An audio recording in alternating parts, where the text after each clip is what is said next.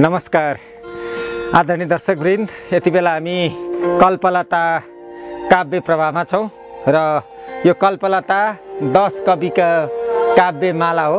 यहाँ 10 जना कविहरूको नेपाली र अंग्रेजी दुवै भाषामा 8 वटा कविता छन्। यसर्थ यसमा 80 नेपालीमा र 80 अंग्रेजीमा कुल 160 वटा कविताहरू यसभित्र छन्। म आज यसभित्रका कविताहरू पढ्नेछु र प्रत्येक कविको संक्षिप्त परिचय सहित एक वटा कविता पढ्ने अनुमति चाहन्छु। तपाई यदि काव्य प्रेमी हुनुहुन्छ भने हाम्रो यो च्यानललाई लाइक, कमेन्ट, शेयर र सब्स्क्राइब गर्न नभुल्नुहोला। म अब कविको परिचयतिर लागे। सबभन्दा पहिले कवि मौनता थापा, रेणु अधिकारी। पिता हेमन्तराज थापा र माता गायत्री थापाकी सुपुत्री मौनता थापा रेणु कागेश्वरी नगरपालिका वार्ड नम्बर 4 डाँछीमा जन्मनु भएको र उहाँ हाल चाहिँ टोखा नगरपालिका 10 खरिबोट काठमाडौँमा बस्नुहुन्छ। उहाँ विशेष गरी गीत सङ्गीततर्फ पनि अत्यन्त रुचि राख्नुहुन्छ। उहाँका 4 वटा गीतहरू प्रसारण भइसकेका छन्। त्यसै गरी अनुभूति कविता सङ्ग्रह प्रकाशित भइसकेको छ र कथा, लौकथा, मनोवाद र संस्मरण लेख्न रुचाउनु हुने मौनता थापाका यसभित्र 10 वटा कविताहरू, 8 वटा कविताहरू राखिएका छन् र ती कवितामा म आज चाहिँ उहाँको कविता श्रीमान उता छोरो मान्छे पोता, श्रीमान उता छोरा मान्छे पोता शीर्षकको कविता वाचन गर्दैछु। श्रीमान उता छोरा मान्छे पोता, मैले भुसुक्कै बिर्सेछु छोरा पाउने र मृत्यु पश्चात छोराको हातबाट पिण्ड पाउने। आमा बुबाको इच्छालाई पुरा गर्दै हुर्केको उता मान्छेमा पनि उच्च मान्छे। सानैदेखि आमाको हातबाट 2 चम्चा घिउ सुटुक्क भातमा लुकाउँदै, दिदी बहिनीको आँखा छल्दै, गाईको तातो दुधको घुड्की लगाउँदै बढेको उता हृष्टपुष्ट र बलियो मान्छे। उसले त अब आमा बुबालाई मन लागेसम्म पाल्नु छ, रहर पुगे कुनै वृद्धाश्रममा लगेर फाल्नु छ। समाजमा संस्कृति होस् या विकृतिको उज्यालो दियो बाल्नु छ। आफ्नै दिदी बहिनी जस्तै अर्काकी छोरी मानव दोस्रो दर्जाकी प्राणी हो। पुरुष भन्दा हो उसलाई बिहा गरी घरमा भित्र्याएर नामको मालिकनी, तर बिना तलबकी कमारी बनाएर उसले पालेको स्वाङ गर्दै उसको घर रूपी जेलमा हाल्नु छ। अनि समाजमा महिला हक र अधिकारको बखान गाउनु छ। आफ्नै अर्धाङ्गिनीको दुःख र परिश्रमलाई बेवास्ता गरी ठेस र लान्छना लगाउनु छ। वाह! अनि ऊ नारीलाई खुबै माया गर्ने मान्छे रे। आफ्नो श्रीमतीको कहिले कदर गर्न नसक्ने, तर गाउँका सारा आँखाले भ्याएसम्मका महिलाहरूको उत्थान गर्न भनेर दिनरात धाउनु छ। सामाजिक परम्पराको आड लिँदै कयौं विवश नारीहरूलाई न्याय, हक र अधिकार दिलाउँछु भन्दै उनीहरूको विवशतालाई उनीहरूको कमजोरी सम्झेर बनावटी मायाका शब्दजालमा पारेर आफ्नो स्वार्थ पोखेर म पुरुष हुँ भन्ने घमण्डलाई पुरा गर्दै फेरि पनि महिलाले हारेको दर्पण छाया देखाउँदै नारीको कोमल भावनालाई छिया बनाउनु छ। हो श्रीमान उता छोरा मान्छे पोता, हो ऊ बलियो हुनुपर्छ यो समाजमा नारी भन्दा, किनकि उसलाई देशका ठुल्ठुला पदहरूमा नियुक्ति हुनु छ। दुःख, परिश्रम र इमान्दारिताले भन्दा सत्ताको आडमा देशलाई खोक्रो बनाउनु छ। हो श्रीमान उता छोरो मान्छे पोता, मैले भुसुक्क बिर्सेको। मौनता थापा रेणुको श्रीमान उता छोरा मान्छे पोता कविता मैले प्रस्तुत गरेँ। हजुरहरूलाई के कस्तो लाग्यो? धन्यवाद।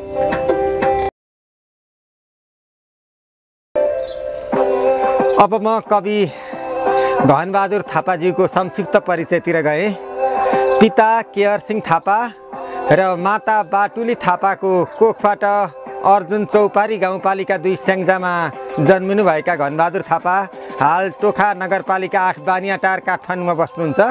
एमबी बिकम त्रिविबी नेपालबाट त्रिभुवन विश्वविद्यालय नेपालबाट गर्नुभएका घनबहादुर थापाका 25 पाइला कथा सङ्ग्रह, मौन आकाश कविता सङ्ग्रह, सुभाषको सपना बालकथा सङ्ग्रह र 400 भन्दा बढी फुटकर लेख रचनाहरू प्रकाशित भएका छन् र कवि घनबहादुर थापाका यहाँ 8 वटा कविताहरू सङ्ग्रहित छन्। यी कवितामध्ये म उहाँको लौरो शीर्षकको कविता प्रस्तुत गर्न गइरहेको छु। यथार्थमा मैले लौरो टेक्न थालेको 75 वर्ष उमेर कटेपछि मात्रै हो, तर म नजन्मदै आमाको गर्भभित्र ममताको त्यो लौरो टेकेको सत्य हो। जन्मेपछि मानव सभ्यता र संस्कार सिक्न घर परिवार र समाजको लौरो टेकेको नि किमार्थ सत्य होइन। अलि ठुलो भएपछि शिक्षा ज्ञान आर्जनको लागि स्कुल कलेजको लौरो टेकेको देख्ने गुरुहरू पनि साक्षी छन्। खासमा चुनौती झेल्न, समस्या समाधान गर्न, आपद विपदमा पार लगाउन मैले लुकी कुनै न कुनै लौरी समाएकै हो। लौरो बलियो सहारा हो मानव जीवनको लागि, त्यसैले मैले पनि हावा पानी पृथ्वी अस्पताल सबैको लौरो रूपी सहारा लिए। जहाँ जहिले जे आवश्यकता पर्छ त्यसैलाई लौरो बनाएँ, किनकि सगरमाथा चढ्न नि हिलारी र नोर्गेले लौरेकै सहारा लिएको मैले पढेको थिएँ। यद्यपि कालान्तरमा मैले सबैलाई बिर्सँदै गएँ। ए विधाता, म त कति स्वार्थी, केवल 75 कटेपछि टेकिरहेको लौरो मात्र सम्झिरहेछु, अरू सबै लौरोहरू त बिर्सेँ। कवि घनबहादुर थापाको लौरो शीर्षकको कविता वाचन गरेँ। कवि घनबहादुर थापालाई धेरै धेरै धन्यवाद। यति बेला म निरन्तर काव्य प्रभावमै छु र कल्पलता 10 कविका काव्यमाला भित्रबाट काव्यहरू प्रस्तुत गरिरहेको छु र अबको पालो छ कवि गङ्गादत्त गिरीको। पिता देवगिरी र माता पार्वती गिरीको कोखबाट डिलासैनी गाउँपालिका वार्ड नम्बर 6 नगराउ बैतडीमा जन्मनुभएका गङ्गादत्तले उच्च माध्यमिक तर CMA सम्मको अध्ययन गर्नुभएको छ। विशेष गरी वैदेशिक रोजगारमै समय बिताइरहनुभएका गङ्गादत्त गिरीले आधुनिक गीत धेरै माया गर्छु भनी मैले पुज्ने भगवानलाई देख्न सकिनँ, लोकदोरी गीततर्फ जिउँदो लास, उत्ताउली मोरी, एकल गीतमा मत परदेशी, लोकदोरी गीतमा सयौँ मायामारी, लोकदोरी गीत पराईको डोली चढी, घुम्ती ओडी जाँदा, देउडा गीत मैना साह्रै मन पडी जस्ता गीत निकालिसक्नु भएको छ र कवि गङ्गादत्त गिरीका यस सङ्ग्रहभित्र 8 वटा अङ्ग्रेजीमा र 8 वटा नेपालीमा कविताहरू रहेका छन्। उहाँको जीवन शीर्षकको कविता म वाचन गर्न गइरहेको छु। फुल्न नपाई ओइलाई झर्ने एउटा जीवन एउटा फुल भयो, फुल्न नपाई ओइलाई झर्ने जीवन एउटा फुल भयो, खुसी जीवन जिउँदै थिएँ आज एउटा फुल भयो। स्वार्थी संसार रहेछ यहाँ पाइलै पछि घात गर्ने, स्वार्थी संसार रहेछ यहाँ पाइलै पछि घात गर्ने, विश्वास गरी घात पाउनु अर्को एउटा भुल भयो। हाँसी रमाई बाँचेको थिएँ विश्वास गरी भर पर्दा, हाँसी रमाई बाँचेको थिएँ विश्वास गरी भर पर्दा, तिरस्कारको तिर बनी मुटु घोच्ने सुल भयो। पिठ्यौँ माथि छुरा रोपी चिल्ला मिठा कुरा देख्दा, पिठ्यौँ माथि छुरा रोपी चिल्ला मिठा कुरा देख्दा, जङ्गार तर्दा काम लाग्ने जीवन एउटा पुल भयो, जङ्गार तर्दा काम लाग्ने जीवन एउटा पुल भयो। लगभग गजलको शैलीमा लेख्नुभएको, गीतको शैलीमा लेख्नुभएको जीवन शीर्षकको उहाँको कविता मैले वाचन गरेँ। गङ्गादत्त गिरीजीलाई पनि धेरै धेरै धन्यवाद व्यक्त गर्न चाहन्छु। नमस्कार, म निरन्तर काव्य प्रभावमा छु र कल्पलता संयुक्त काव्यमालाभित्रका कविताहरू म प्रस्तुत गरिरहेको छु र यति बेला चाहिँ म कवि नरबहादुर बिसी ज्यूको संक्षिप्त परिचय दिन गइरहेको छु। हुन त यो काव्यलता संयुक्त काव्यमालाको 10 कविको काव्यमालाको कृतिको सम्पादक पनि नरबहादुर बिसी ज्यू नै हुनुहुन्छ र उहाँका पनि यसमा 8 वटा नेपालीमा र 8 वटा अङ्ग्रेजीमा कविताहरू समावेश गरिएका छन् र उहाँको परिचय भन्नुपर्दा बुबा जितबहादुर बानिया र माता शिवकुमारी मल्ल बानियाको कोखबाट भालुकबारी गुवाहाटीमा जन्मिनुभएका नरबहादुर बिसी अहिले टोखा नगरपालिका वडा नम्बर 8 बानिया टार जालपाचोक काठमाडौँमा बस्नुहुन्छ र उहाँका प्रकाशित कृतिहरूमा रगतको आँसु, मैले भेट्टाएका भूतप्रेत, मसान र बोक्सीहरू, रातो घाम, धुले र आगो देऊ, पुरुष अधिकार, युरोप डायरी, मान्छे टोक्ने बोक्सी आदि रहेका छन् र उहाँ विशेष गरी गीत सङ्गीतमा पनि रुचि राख्नुहुन्छ। पानको पात, सोल्टी ज्यू, लगन, मेचीदेखि महाकाली, युद्ध विराम, सम्झना, शिरफुले माया आदि उहाँले निकाल्नुभएका गीत क्यासेटहरू हुन् र धेरैभन्दा धेरै पुरस्कार र सम्मान प्राप्त गर्नुभएका नरबहादुर बिसीज्यूका कवितामध्ये मैले उहाँको एउटा कविता प्रस्तुत गर्न गइरहेको छु र मैले कविता उहाँको मलाई ईश्वर देखाइदेऊ न भन्ने शीर्षकको कविता प्रस्तुत गर्दैछु। मलाई ईश्वर देखाइदेऊ न।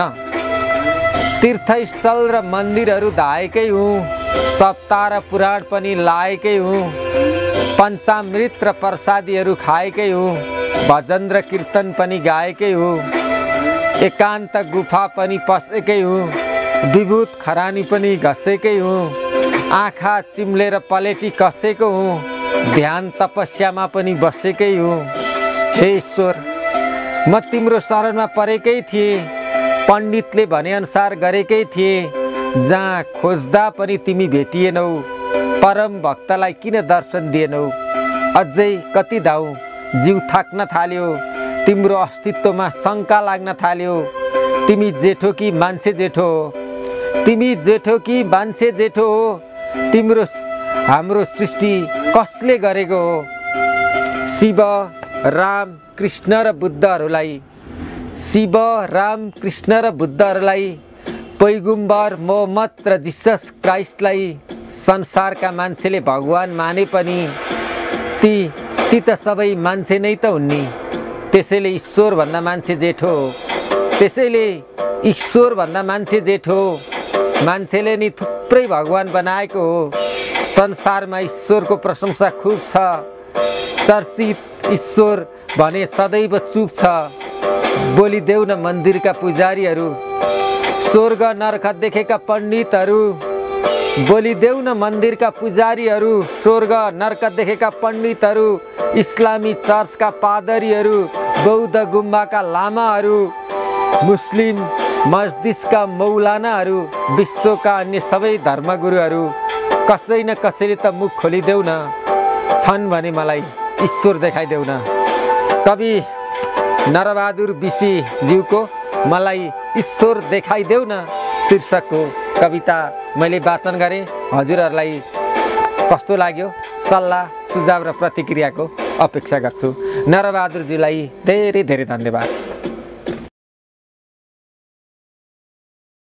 निरन्तर काव्य प्रवाहमै छु र यति बेला चाहिँ मेरो आफ्नै कविताका पालाहरू आएका छन्। कल्पलता काव्य मालामा चाहिँ मेरा पनि 8 वटा अङ्ग्रेजी र नेपालीमा कविताहरू छन् र मेरो परिचय भन्नुपर्दा पिताको नाम कृष्णप्रसाद ढकाल, माताको नाम राधादेवी ढकाल र मेरो आजसम्म करिबन आधी दर्जन जति एकल कृति र 100 वटा हाराहारीमा चाहिँ संयुक्त कृतिमा रचनाहरू प्रकाशित भइसकेका छन् र म यो सङ्ग्रहबाट मध्यरातमा विज्ञान सपना प्रस्तुत गर्न गइरहेको छु।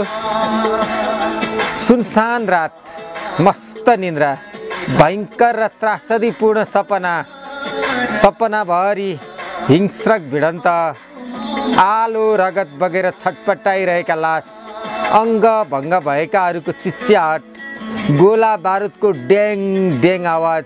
यही बिचमा म मुटु खुम्चाएर छलिरहेछु। अनायास कालो बिरालोले बाटो काट्छ, झन् डराउँछु, छातीमा थुक्छु। त्यही बेला आकाशबाट गोला बर्सन्छ, जमिनमा ढल्छु। यथार्थमा म खाटबाट लड्छु। म लडेको आवाजले ओल्लो पल्लो कोठाका मान्छे ढोका घचघच्याउँछन्। म सम्हालिएर उठ्दै ढोका खोल्छु।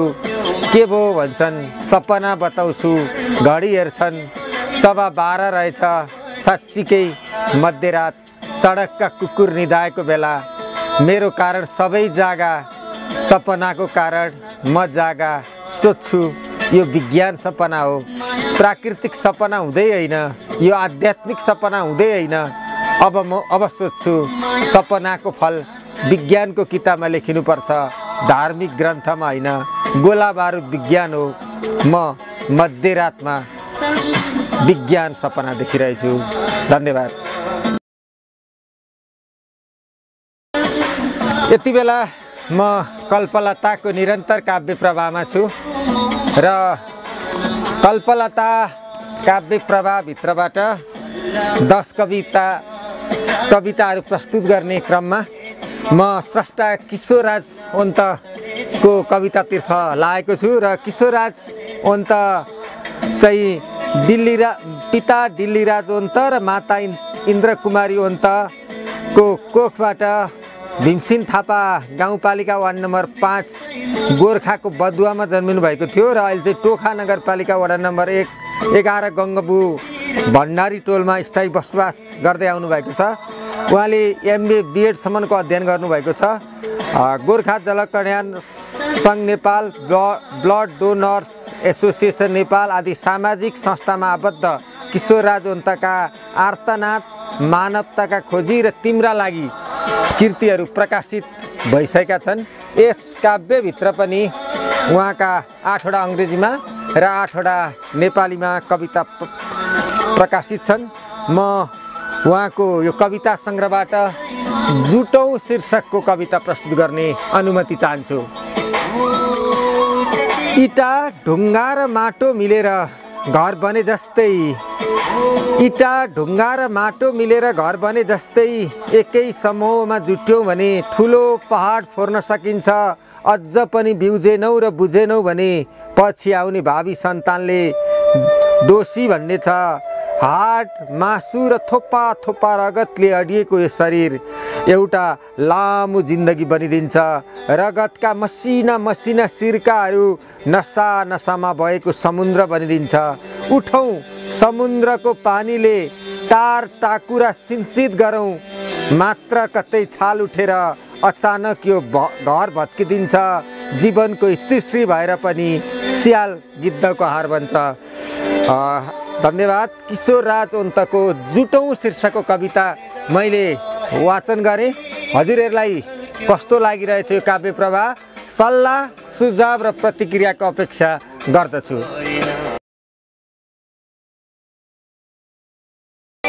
म निरन्तर कल्पलता भित्रका कविको परिचय र कविताहरू प्रस्तुत गर्ने क्रममै छु र यति बेला कवि अर्जुन बाबु तिवारीको म संक्षिप्त परिचय प्रस्तुत गर्दैछु। पिता हेमनिधि तिवारी र माता अङ्गकुमारी तिवारीको कोखबाट चिती बेसीसर नगरपालिका वडा नम्बर 11 लमजुङमा जन्मिनुभएका कवि अर्जुन बाबु तिवारी हाल मितेरी टोल टोखा नगरपालिका 8 काठमाडौँमा बस्नुहुन्छ। विभिन्न साहित्यिक समूहहरूमा आबद्ध कविको यो पहिलो संयुक्त कृतिको रूपमा कल्पलता आएको छ र उहाँ समकालीन साहित्य प्रतिष्ठान बेलायतको दृश्य कथाकार, समकालीन साहित्यिक प्रतिष्ठान नेपालको दृश्य कथाकार, डियर कल्याण साहित्य प्रतिष्ठान उदाउँदो तारा र दृश्य कथाकार, नेपाली साहित्य सुधा उदाउँदो तारा दृश्य कथाकार र अन्य प्रसिद्ध साहित्यिक समूहहरूको समान ब्याजहरूमा चाहिँ उहाँ आबद्ध हुनुहुन्छ र उहाँका यसभित्र 8वटा नेपालीमा र 8वटा अङ्ग्रेजीमा कविता छन्। तीमध्ये म मेरो देश मेरो गौरव शीर्षकको कविता वाचन गर्न गइरहेको छु।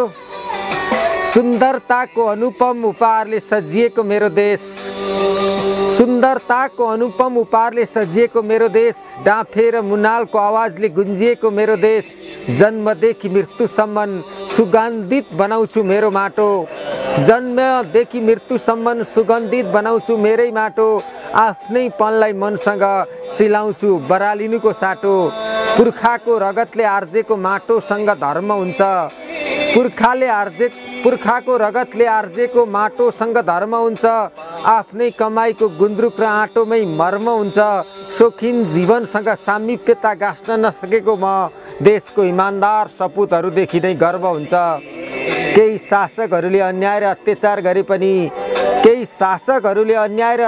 गरे पनि मानवीय भावना मास्दै देशमाथि बलात्कार गरे पनि सशक्त र दर्बिलो अभियानसँग साक्षात्कार गराउनु छ देशलाई, सत्ता र शक्तिको मातमा उन्मुक्त भएको उपास गरे पनि, शक्ति र सत्ताको मातमा उन्मुक्त भएकाले उपास गरे पनि। मैले कवि अर्जुन बाबु तिवारीको मेरो देश मेरो गौरव कविता प्रस्तुत गरेँ। कविलाई धेरै धेरै धन्यवाद।